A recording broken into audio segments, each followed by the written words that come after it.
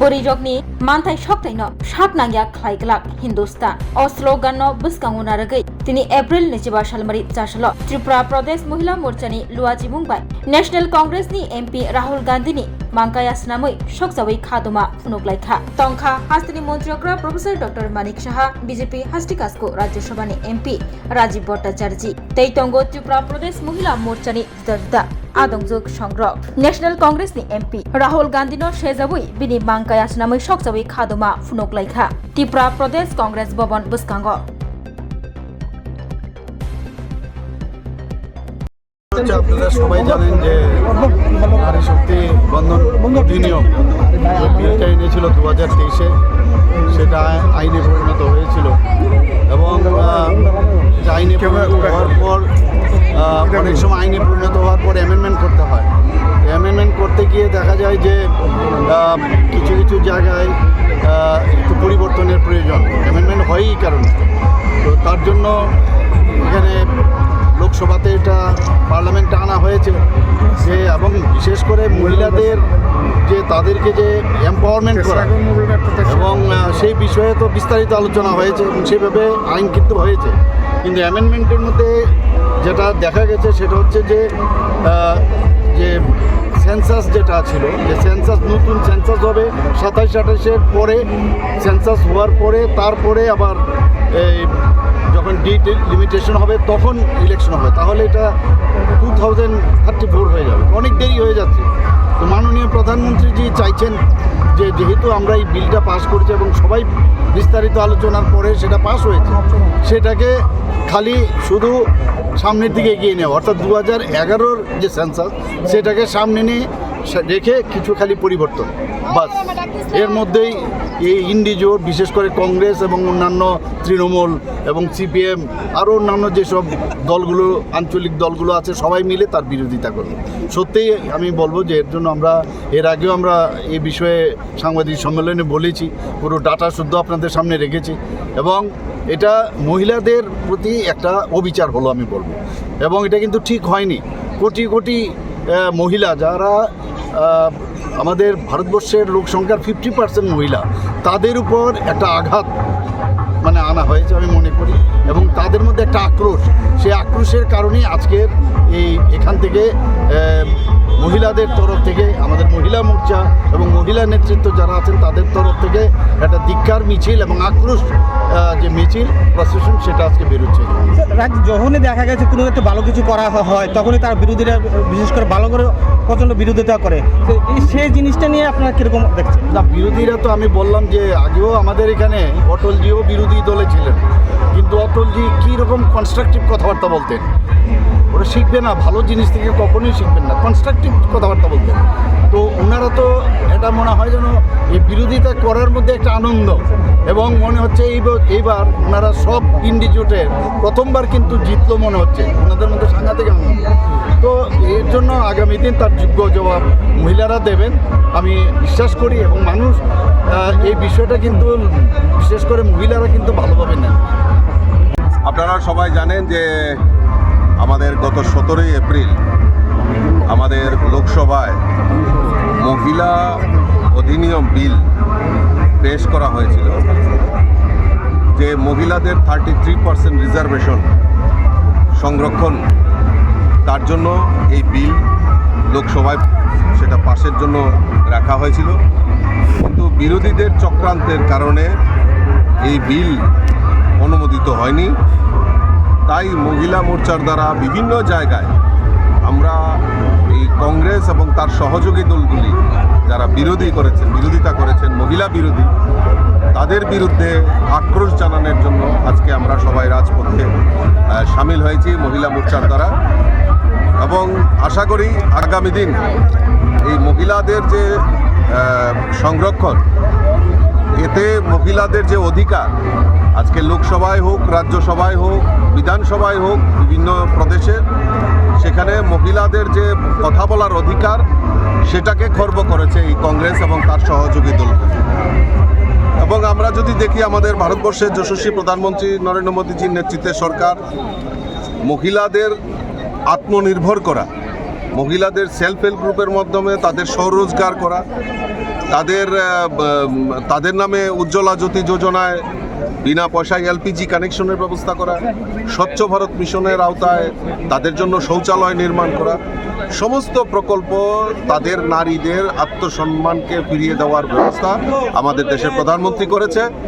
এবং এই 33% রিজার্ভেশন হলে তাদের পার্লামেন্টে, রাজ্যসভায়, বিভিন্ন জায়গায় তাদের কথা বলার অধিকার, তারা জনপ্রতিনিধি হতে পারত। কিন্তু কংগ্রেস এবং তার সহযোগী দলগুলি তা বিরোধিতা করায় আমরা তার তীব্র ধিক্কার এবং নিন্দা জানাচ্ছি। জন আক্রোশ র্যালি করছি।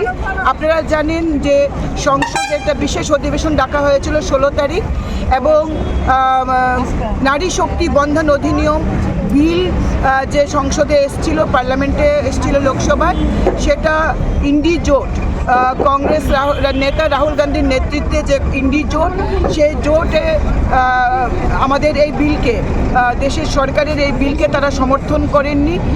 ভোটাভুটিতে এই বিল পাশ করা যায়নি। কংগ্রেস বরাবর মহিলা বিরোধী ছিল। মহিলাদের ক্ষমতায়নে কংগ্রেস বিশ্বাস করে না, কারণ তারা তাদের পারিবারিকভাবে তারা ক্ষমতা ভোগ করতে তারা অভ্যস্ত হয়ে গেছেন। কারণ আমরা দেখেছি এর আগে ইন্দিরা গান্ধীজি দেশের প্রধানমন্ত্রী ছিলেন, সেটা জন্মসূত্রে তাদের পারিবারিক সূত্রে পাওয়া এই ক্ষমতা। পরবর্তী সময়ে সোনিয়া গান্ধীজি ইউপিএর চেয়ারপারসন ছিলেন, তাদেরকে কোনো পদ পেতে, ক্ষমতা পেতে কখনো লড়াই করতে হয়নি। এবং প্রিয়াঙ্কা গান্ধীজিও কংগ্রেসের সাধারণ সম্পাদিকা এবং সংসদে একজন সাংসদ হিসেবে আছেন, তাদেরকে ক্ষমতার জন্য লড়াই করতে হয়নি, তাদের কোনো রিজার্ভেশনের প্রয়োজন হয়নি, কারণ তারা গান্ধী পরিবার থেকে এসছেন।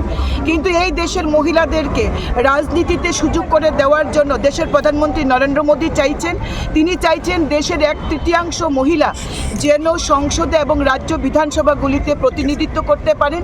কিন্তু আমাদের দেশের প্রধানমন্ত্রী এবং ভারতীয় জনতা পার্টি এবং জোটের এনডিএ জোটের সাংসদদের যে ভোট আনা হয়েছিল, সেই ভোটাভুটিতে এই বিল পাশ করা যায়নি। শুধুমাত্র কংগ্রেস মহিলা বিরোধী বলে, মহিলা ক্ষমতায়নে বিশ্বাসী না বলে এই বিল পাশ করা যায়নি। তার বিরুদ্ধে আজকে দেশের গোটা দেশ জুড়ে জন আক্রোশ র্যালি হচ্ছে। এবং আজকে আমরা ত্রিপুরা রাজ্যে সদর আরবান এবং সদর রুরাল আমাদের যে কমিটি করে দেওয়া হয়েছিল, এই কমিটির নেতৃত্বে আজকে একটা জন আক্রোশ র্যালি হচ্ছে। গোটা রাজপথ জুড়ে এই র্যালি হবে, এবং তাতে আমাদের সাথে পায়ে পা মিলাবেন আমাদের রাজ্যের মাননীয় মুখ্যমন্ত্রী প্রফেসর ডক্টর মানিক সাহা মহোদয়, এবং আমাদের প্রদেশ কমিটির মাননীয় সভাপতি তথা রাজ্যসভার সাংসদ শ্রী রাজীব ভট্টাচার্য মহোদয়।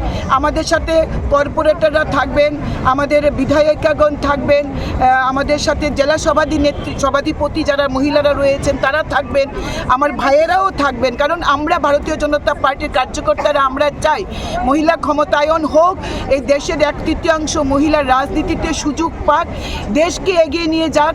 কারণ আমরা বরাবর দেখেছি যে মহিলাদের অর্ধেক আবাদি মহিলা, তারা অর্ধেক ভোটার দেশের মহিলা, কিন্তু মহিলাদেরকে আমাদের লোকাল বডিতে মহিলাদের রিজার্ভেশন আছে, অথচ কেন লোকসভা এবং রাজ্য বিধানসভাগুলিতে এই রিজার্ভেশন হবে না, সেটা আমরা রাহুল গান্ধীর কাছে জবাবদিহি চাইছি। তার বিরুদ্ধেই আমাদের আজকে এই জন আক্রোশ র্যালি, এবং আগামী 27, 28, 29 আমাদের গোটা জেলা জুড়ে, এই রাজ্যের গোটা জেলাগুলিতে এই অনুষ্ঠান চলতে থাকবে ক্রমশ।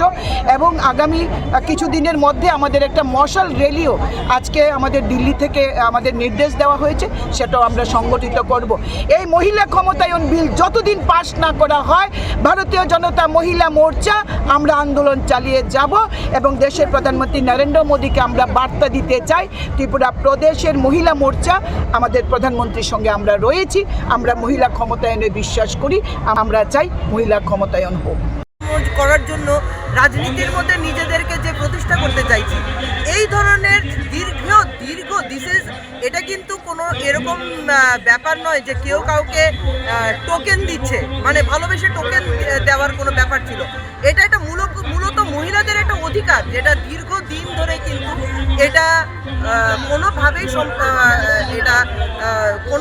কোনোভাবে এই যে ইন্ডিয়া অ্যালায়েন্স বা কংগ্রেসের সরকার যেটা ছিল, ওরা সবসময় মহিলাদের এই এম্পাওয়ার করার যে ইচ্ছে, সেটাকে কিন্তু ওরা নাকচ করে আসছে।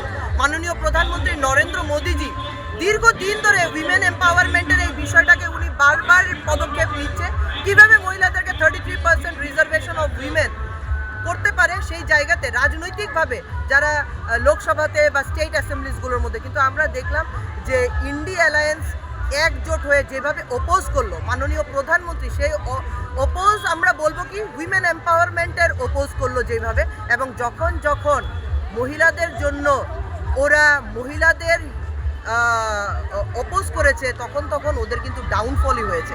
মাননীয় প্রধানমন্ত্রীর যে চিন্তাধারা টু এম্পাওয়ার উইমেন, সেই জায়গাতে এই যে ইন্ডিয়া অ্যালায়েন্স যে অপোজটা করলো সেটাকে আমরা বিভিন্নভাবে আমরা পুরো ভারতবর্ষের মহিলারা কিন্তু সেটাতে ওদেরকে ধিক্কার জানাচ্ছি।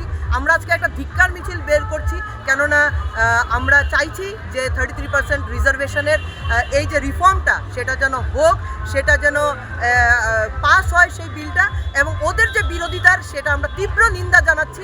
এবং এর জন্য আজকে ভারতীয় জনতা পার্টি আজকে ত্রিপুরা রাজ্যের এই ক্যাপিটালের মধ্যে মাননীয় মুখ্যমন্ত্রী থেকে আমাদের রাজ্য সভাপতির থেকে শুরু করে আমরা সবাই মিলে এখানে অনেক মহিলারা পুরো একত্রিত হয়েছে, এবং আমরা এখানে জানাতে চাইছি যে আমরা 33% রিজার্ভেশন অফ উইমেন দাবি করছি, এবং সেটা আগামী দিনে হবেই সে আশা রেখে আমি মাননীয় প্রধানমন্ত্রীকে আবারও অনেক অনেক ওনাকে ধন্যবাদ জানিয়ে এবং ইন্ডিয়া অ্যালায়েন্সের তীব্র বিরোধিতা করে ওদেরকে ধিক্কার জানিয়ে, ওদের যে এই আচরণটাকে ধিক্কার জানিয়ে আমি এখান থেকে আপনাদের মারফতে চাইবো যেন এটা সুষ্ঠু একটা বিচার হোক, 33% রিজার্ভেশন মহিলাদের যেন দেওয়া হোক। পুষ্টি ভরা ঘিয়ের খাবার, গাওয়া ঘি প্রিয় সবার, লংতরা একেই বলে বিশুদ্ধ ঘি। বিশুদ্ধ ঘি নাম মনে রেখো, লংতরাই। লংতরাই ঘি রোজ খাবারে তোমাকে চাই। লংতরাই, লংতরাই, লংতরাই। থাকে শুধু লংতরাই, থাকে শুধু লংতরাই। কত কেজি রান্না হয়, মনটাই করছো জয়। ভালোবেসে বলছি তাই, রান্নায় তোমাকে চাই। চাই শুধু লংতরাই, চাই শুধু লংতরাই। লংতরাই গুঁড়ো মশলা, রান্নায় তোমাকে চাই। চাই শুধু লংতরাই। শোনো শোনো ভোজন রসিক, শোনো মন দিয়া, ঝাঁঝের স্বাদে রান্না করো লংতরাই দিয়া। ইলিশ সর্ষে পোস্ত বাটা যেমন ইচ্ছে নাও, মালাই চিংড়ি মাংস কষা চেটে পুটে খাও। আহা চেটে পুটে খাও, আহা চেটে পুটে খাও।